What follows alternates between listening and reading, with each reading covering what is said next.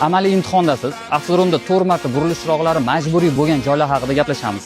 Birinchisi, start mashqida chapga burilish chirog'ini yoqib kirishingiz kerak, chunki mashg'ulotni boshlayotganingizni ko'rishingiz kerak.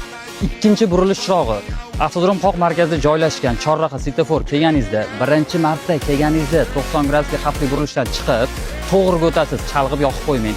Ikkinchi martasida ilon izidan chiqib kelyapsiz, chorrahadan yana to'g'riga o'tasiz, chalg'ib yoqib qo'ymang.